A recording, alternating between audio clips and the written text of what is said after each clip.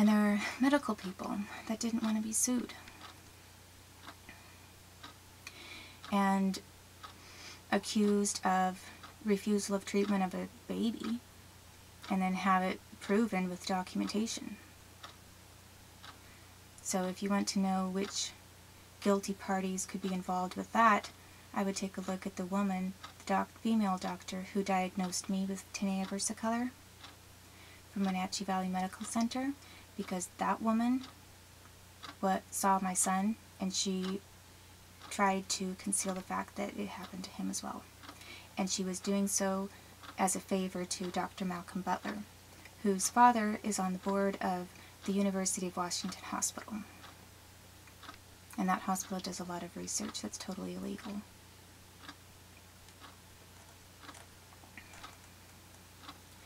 So all of these parties were a little frantic after they saw that I was documenting things on with my video cam. And I had a legal right to do that. Parents in visits can take photos of their kids.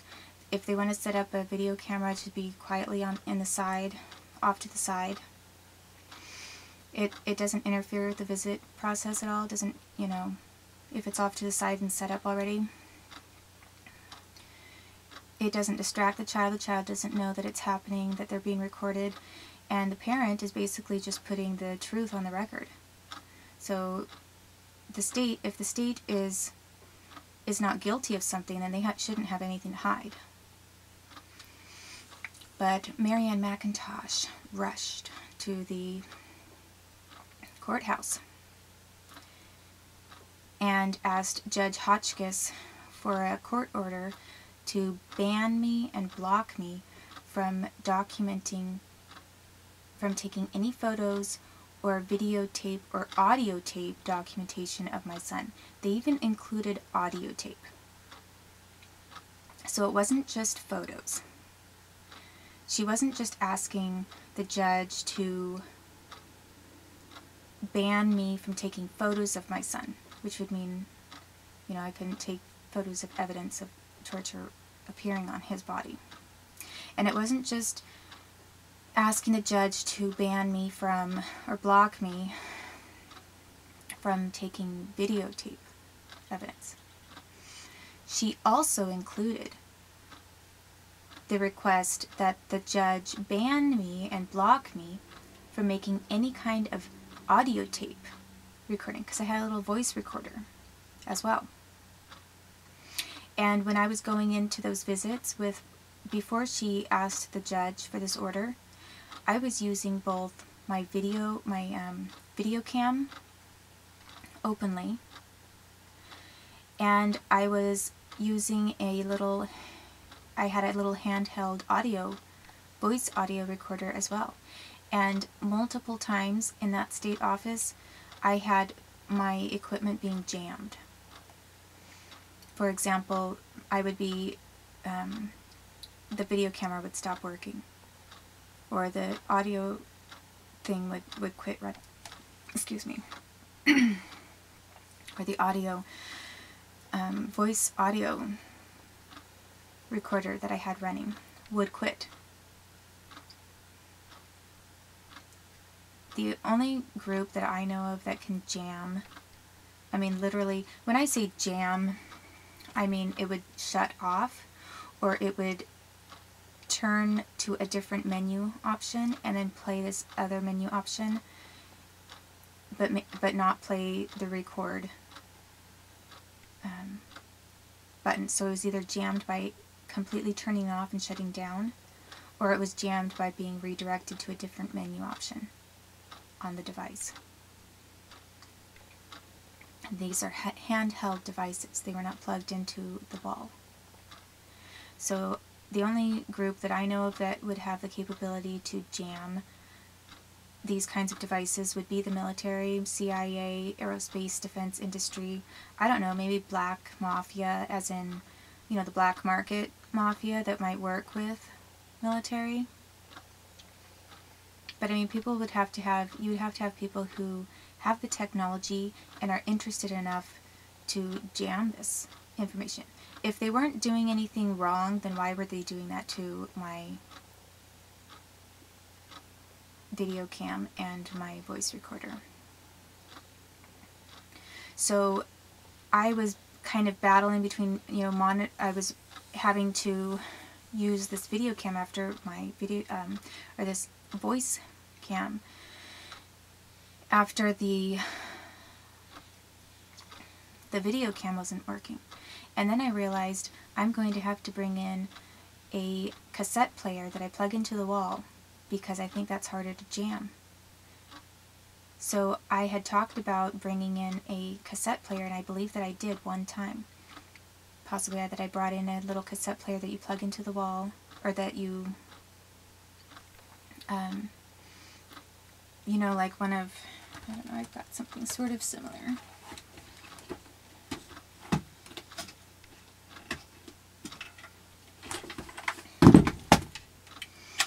I mean, like something like this. You know, where it's push, you have to push something down. And it's going to keep running. It's going to be a little bit harder to jam than a digital handheld voice recorder.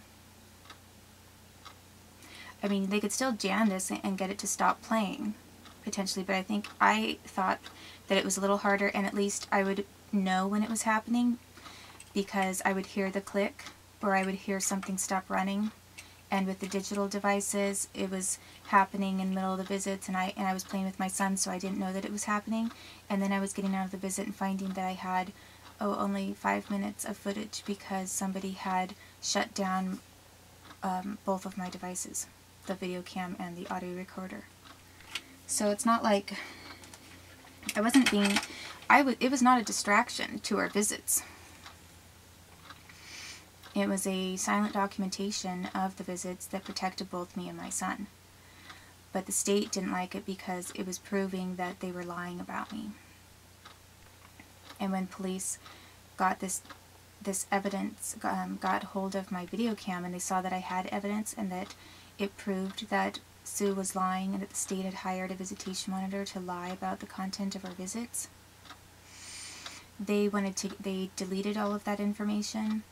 And then Marianne McIntosh was going to the court to get a basically kind of like a restraining order to keep me from making any kind of documentation. So the judge, I said to the judge, Your Honor, I understand that you don't want because she was saying, her claim was that it was that I put some of this information online and it was invasive to my son's privacy, but I hadn't put anything online. I'd put one visit of me reading a book to my son online, and that was it. It didn't have anything to do with torture. The only time that they wanted to have a restraining order was when they were committing crimes of torture, and they didn't want me to have evidence of that. And I said, Your Honor, I can understand possibly the argument of asking me to not take photos. I said, however, I have seen some things on my son which warrant concern. And I said, and definitely I don't see how having audio recording interferes with the visitation process at all. And I said, I need it because it is the only way that I can prove what is being said about me and written down in these visitation notes is defamatory and is affecting my son's rights in this entire process. It's making me sound crazy, and like I'm saying things that I'm not saying, and our interactions are going in a direction that they're not going. And I said, if no one has anything to hide, then the state should welcome that kind of documentation. I'll provide them with a copy. And Judge Hotchkiss, I mean, that was very reasonable. And the way to tell if a judge is absolutely corrupt and in on torturing a child is to see how they react to something like that. And I mean, this is, by the way, the same judge that hung up on me in a hearing, that got rid of the change of venue motion. It just disappeared from the record, the court record. And then, you know, later he's hanging up on me in a contested shelter care hearing. And not giving me discovery first so that I could defend myself. I mean, this judge is corrupt. So the next thing that he's doing, you know, a corrupt judge would have motive to intimidate and harass family members. And of course he is then colluding with Marianne McIntosh, and he's agreeing to everything she asked for. Yes, Ms. Garrett, you are not to take any photos of your son, you are not to take video tapes of your son, and you are not to audio record.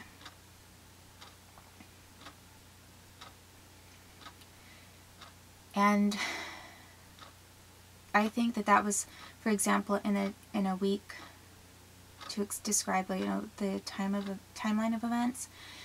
If I think that maybe happened, let's say on a Thursday or Friday, it was possibly a Friday that order went into effect, and then he said, Ms. Garrett, if you ignore this order, you will go to jail. You'll be in contempt of court and you will go to jail. And this is after they had already thrown me in jail on false arrest. So they thought basically if they could get me on something like trying to prove my son is being tortured and abused by the state, that they could throw me in jail and just get rid of me. And this is how they were intimidating a witness, by the way. That's Section 1983, abuse of authority. Use of the law to conceal crimes and criminal activity.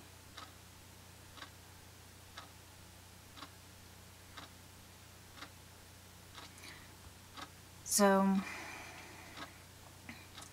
I believe that it happened that order went into effect on, I think it was like a Friday that week, and then there was Saturday and Sunday the weekend. I had a visit on Monday with my son, and that's when my son showed up, and he came into the visit with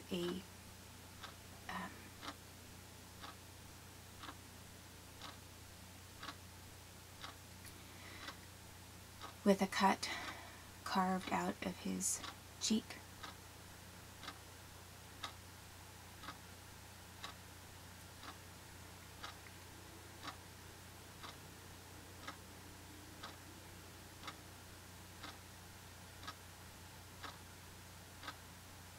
And I'm trying to remember because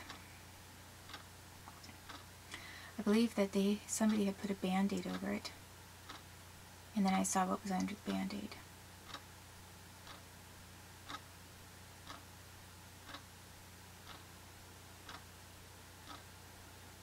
No, wait. The first time they did not have a Band-Aid, I don't believe. I think that they wanted me to just see what they had done. And then the next couple of times that he had torture done to him, they put a Band-Aid over it.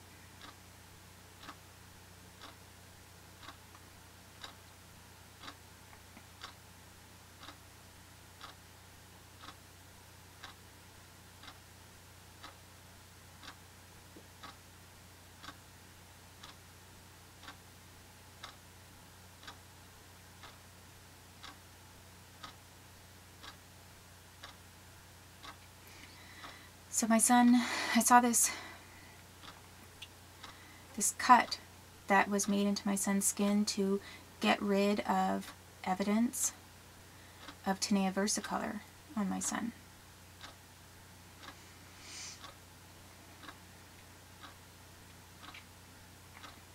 And the judge basically said I could not take photos in the visitation room. Nothing could be done in the visitation room. And I said I needed to use the restroom, and I decided the judge did not say I couldn't do it outside of the visit in the bathroom. So when my son was in the bathroom with me, when I was accompanied to him to the bathroom, inside the stall I took a photo of the cut on his face. And I put it online. Actually, I didn't share it with anyone right away. I wrote to my aunt, Holly Avila, and I wrote to Michelle Erickson. And Michelle Erickson, the felon, the criminal felon, dismissed it as you are delusional and exaggerating. There is no such thing. It's a slight scratch.